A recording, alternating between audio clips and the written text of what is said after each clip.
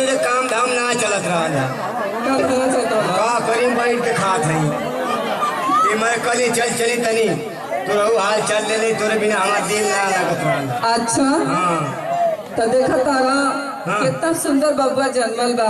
बबुआ हाँ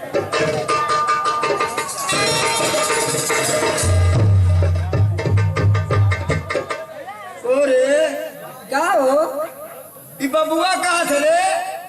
ई बबुआ कहाँ से? हाँ ए भगवान ई तोहरे ना बबुआ बा। हमार बबुआ भाई। कब का? अरे बाप बाप करे कम महीने में बबुआ होला तनी हमको बताओ तो क महीना में होला? कम महीने में होला? तारा के नहीं क्या मालूम कि क महीना में होला? हमारा के पता है। हाँ अरे हमार तो 3 महीना बियाह भइले भयल है। इतने 3 महीना में लड़का कहाँ से अगर ओ लगा थी नहीं हरवा से लेके आए बक्सावा बन के बक्सावा में रख के नहीं तो कैसे कैसे भयल 3 महीना में अरे बाप बाप अरे जान ले बा का हो? जान ले बा हमार जान ले है कह तोहरे ना तोहरा के ना पड़ल बा। भाई। हाँ अरे सारा हमारे पर है और ई का ये बता 3 महीना में लड़का कैसे भयल कैसे कैसे भयो? भले 3 महीना में बियाह अब हमारा भलती मना बिहवा तब वो 6 महीना में अरे आ 3 महीना के बबुआ बा ना 9 महीना हो गई। पागल भाई ले हम अपन खाली जोड़ो और 3 महीना रुक एक फैसला पर भरवा करी तो बोलाए प्रधान जी के वे फैसला करिए। पर भरवा बोला और प्रधान जी के बोलाई ए प्रधानवा प्रधानवा अरे मर्दवा जिता कहली जाता ये बड़ा बेहिसाब रहता। अरे प्रधान जी नमस्कार। नमस्कार भाई नमस्कार। कब अइले हो? हाँ हाँ तो हरा सर के हरा मारी की तो का बात है काय मेरे लोग भाई मारत है हाँ काय बात है का बात है ये बताओ पर चुप अपन लोला बंद कर हमको कहे था प्रधान जी से हम मारो मुंह बंद का बात है बताओ करो हमसे बताओ फैसला कर दो। एक 3 इंच घिसरा जाएगी अपा। अच्छा ये बता खा ले जाते हो चुका ये जब अब ले ले रहा 3 महीना खलाई का बक्सा में घूमत हिया का बात है बता। प्रधान जी देखा हमार बियाह पहले 3 महीना भया तू आर कसम खा के कहत है तू जल्दी चली जा हमन का फैसला करके घर है तू का बुझला हम तो जाने पर हो गए ना वो प्रधान जी तू चल जे बात ऐसे प्रधान के मिली कहा। का बात है बताओ। अच्छा ये बताओ प्रधान जी 3 महीना हमारे बियाह भयल है और तब ले कहा 3 महीना का लड़का हो लेके घूमना थिया।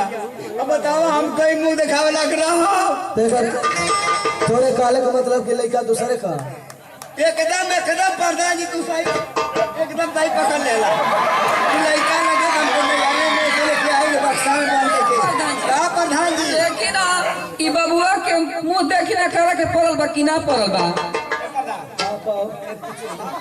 प्रधान जी हमरा के जब से आइल बा खाली मारत न दिया ई भाई काय मारते ये बतावा तुम्हारे 3 महीना में लड़का हो जाई अब हम फैसला कर देते काय ना घबरा जा तुम्हारे हो जाए बतावा नहीं 3 महीने में होई तुम्हारे नहीं ये करे कैसे भाजे तुअरे ना होइता कैसे भैला फैसला का के जाई बात तुम्हारी बहन की ए प्रधान जी के गाड़ी दिहल जाला जी।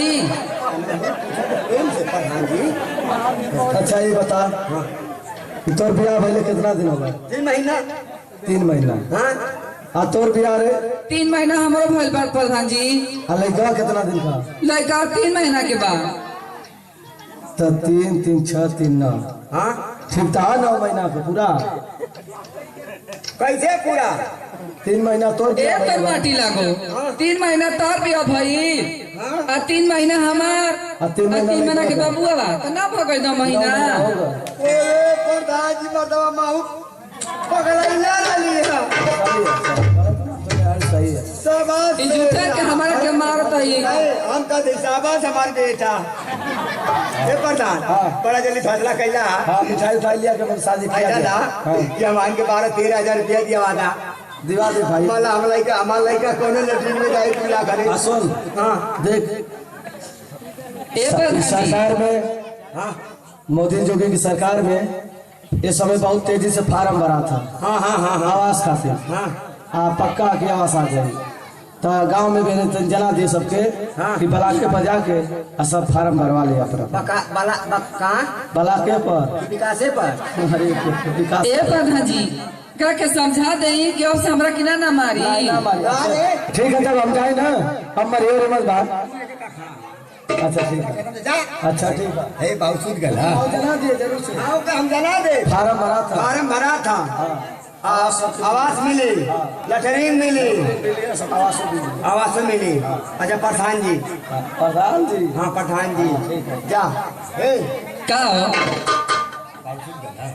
नहीं हो अभी तो जगते बा लता तू के खिलाला दा जल्दी से सुता के चल जोड़ खाए चल जा खाली हर हर ये अंडे बंडे बात करे ना दे मामले का खिला ले हेलो करे तई का बाना आवा ओला आवा आवा ओ 3 महीना में पैदा आई साल एक नाम का रखी दे अमरीश पुरी ना हो हाँ। गोविंदा अरे करीब माई के गोविंदा ए गाड़ी दे वाला का के ठीक है वो सुना दे लड़का ते रोवा था क ए राजा अब चला चलल जा हमनी के चला ये लड़का के जल्दी से गेवरिया और खिया के सयान के दूध एक साल का यूरिया खिया के अरे धान के ऊपर बढ़ेला तीना बढ़ जाई धान क्यों नहीं है ला के चला बजावा आके जल्दी सुता दे हाँ ठीक है फिर हम मेहनत करत है 3-4 महीना का